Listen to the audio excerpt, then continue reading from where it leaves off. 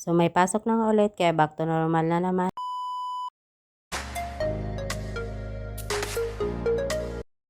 Ay mga mare, eto nga pala yung unang ganap namin kahapon. Back to normal na naman.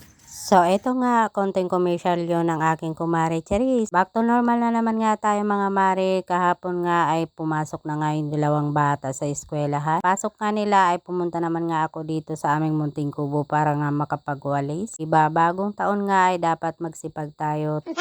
Umpisa na nga ako dito sa pagwawalis dito sa may mga puno ng kalamansi. Pagkatapos naman dito ay sa aming harapan. Ito nga sa may mga taniman namin ng talbos ng kamote mga mare. Balik na naman nga ako sa gawaing bahay mga mare pagkatapos nga ng bagong taon. Medyo nainita na nga ako dyan mga mare. Tapos ayan, tinali ko muna nga yung buhok ko. Papawisan na nga rin ako dyan mga mare. At syempre, for the go pa rin ang inyong mami at exercise na nga rin ito tuwing umaga. Ito nga lang yung ginagawa ko araw-araw dito sa aming bahay.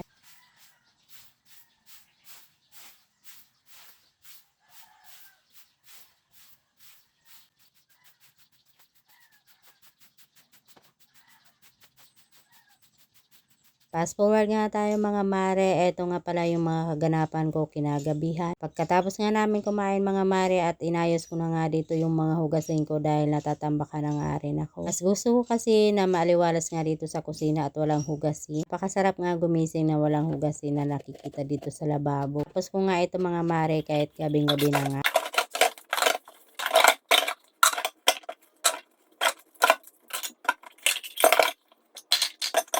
Kusa na nga kukuha na ng video ito mga ginagawa ko dito mga mare. Kaso nang hinayang naman ako para naman nga may pang-upload. Testing nga mga mare na sana ibigay na nga ni Meta yung aking kahilingan ngayong taon. Pangarin ako dyan mga mare nakakapagtanggal nitong pailaw ko dito sa may aming lamesa. Nga ng kasama ko mga mare ay wag na munang tanggalin dahil may 3 kings pa nga. Balik na nga pala ako dito sa aking video mga mare. Bali tinatapos ko nga talaga yung hugasin mga mare at inubos ko na. Mga pinaglutuan ko mga mare at pinagsaingan kong kaldero ay kinuskus ko na nga rin dyan. May pasok kasi mga mare ay mas gusto ko nga na gumising na walang hugasin dito sa lababo dahil nagsasaing nga ako agad yan tuwing umaga. Nasanay kasi yung dalawang anak ko mga mare na kapag may pasok sila ay nag-aalmusal nga sila ng kanin. Kaya nakatapos na nga rin ako dyan mga mare sa paghugas at nilinis ko na nga rin itong lababo. Naumay nga mga mare sa mga handa nung bagong taon ayan nag-crave nga ako sa sinabaw. Kahit gabi na nga yan mga mare ay pumunta pala kami ng palengke ng aking asawa para makabili ng kaunting panahog nga ng aking sasabawan.Ali gusto ko nga pala magsinigang nga pala ng bangus mga mare. Napakamahal nga ng mga gulay mga mare kaya 3 piraso nga lang ng gabi at saka isang big kiss nga nitong talbos ng kangkong. Tapos may kaunting sitaw din ako mga mare at sigarilya. So, ayun lang. See you in my next vlog. Bye bye!